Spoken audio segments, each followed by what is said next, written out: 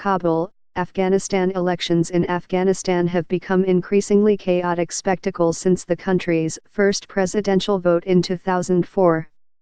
Each has proved more corrupt and compromised than the last, calling into question whether ambitions for a Western-style democracy can survive in a country consumed by war. Now, Afghanistan is lurching again toward what is likely to be a violent and bitterly disputed presidential vote on Saturday. The Taliban have promised widespread violence to disrupt the election, political factions are digging in for a protracted fight, and voters are expressing contempt for politicians and the election process itself. "It isn't worth risking my life for a fraudulent election," said Farkhunda Ahmadi, 25, a university student in Kabul, the Afghan capital. "There are no good candidates, we have to choose between the bad and the worst." Twice delayed, the election was not widely expected to happen at all because it was shunted aside by peace talks between the United States and the Taliban. But when President Trump called off the talks on September 7, candidates scrambled to mount campaigns for an election that suddenly was going ahead despite its rushed nature and security concerns that are expected to keep most Afghans away from the polls. Some Afghan public figures, including former President Hamid Karzai and other critics of the incumbent president, Ashraf Ghani, have warned for months that the elections could prove more destabilizing than unifying. They accuse Mr. Ghani, who is running for a second 5-year term, of pushing ahead with a vote that will create an illegitimate government because of fraud and irregularities. Western officials, too, have expressed concerns in private about the election's legitimacy, but in public have usually supported the government's insistence that even a compromised vote is better than none. Afghan officials point out that elections so far have managed to transfer power without coups or major factional violence, and so are demonstrably better than the alternatives. But there is little disagreement that Afghan elections have become more compromised over the years. After the initial euphoria of elections in 2004, voter turnout has dropped in every election since, from 84% in 2004, to 39% in 2009 and 2014, to about 35% in 2018, according to international observers. Those are estimates because of the extent of vote buying and ballot stuffing, officials said. There will be informal international observers on Saturday, but no international body will formally declare whether the election was free and fair. Just days before the vote, officials were still hiring and training nearly 200,000 election workers. Hundreds of voting sites have been shut down for what officials said were security reasons. And many Afghan men were infuriated by a new rule requiring women to remove head and face coverings for ID photographs before voting. Afghanistan's last presidential election, in 2014, was so stained by corruption, squabbling and fraud complaints that then Secretary of State John Kerry stepped in to mediate a strained political marriage between the two top candidates, Mr. Ghani and Chief Executive Abdullah Abdullah, the leading candidates in this vote, as well. Last October, parliamentary elections descended into chaos amid shouting matches and cries of ballot stuffing and political payoffs. A council of more than a dozen candidates, not including Mr. Ghani or Mr. Abdullah, declared the election commission incapable of holding a fair election. The candidates, citing terrible security, said there probably would not be enough voters Saturday to hold an acceptable election. In a sign of how messy Afghan politics are, several of those candidates dropped out in favor of Mr. Ghani after joining in that statement. The election process itself is so convoluted that preliminary results will not be tallied until at least October 17 and final results until at least November 7. That gives candidates plenty of time to publish their own inflated results via popular mobile apps, challenging election officials to prove them wrong. "I believe the election will be full of chaos," said Mohammad Nader Mamur, a political analyst in Kabul. He, and many others, are worried that the vote could even lead to civil unrest. Mohammad Umir Dadize, Mr. Ghani's campaign chief, stressed at a news conference at the end of campaigning on Wednesday that the president's campaign had played by the rules.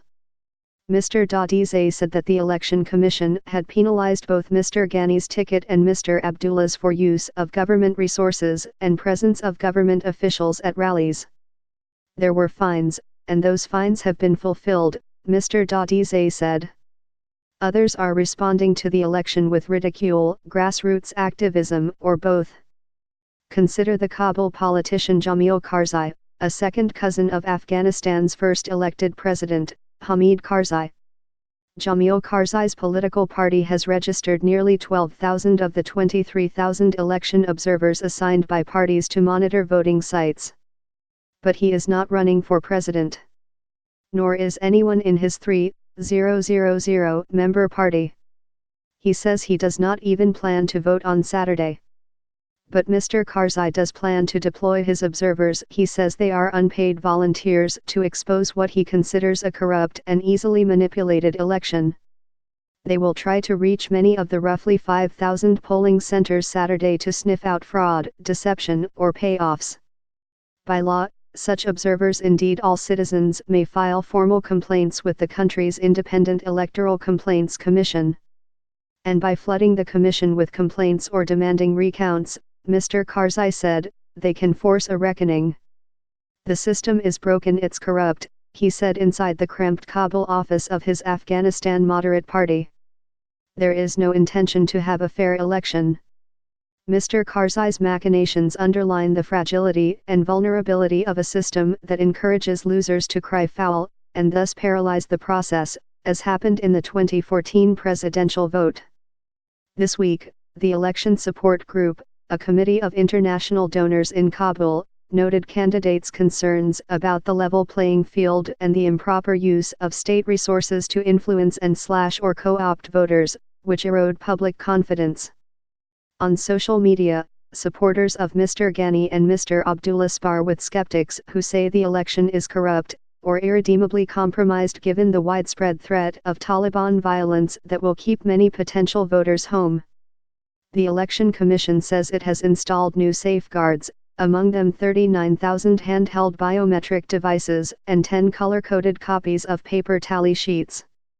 The devices will record voters' fingerprints and photos, and also scan barcodes on registration stickers affixed to national ID cards, known as Tazkira. But many voting centers are in areas contested by the Taliban.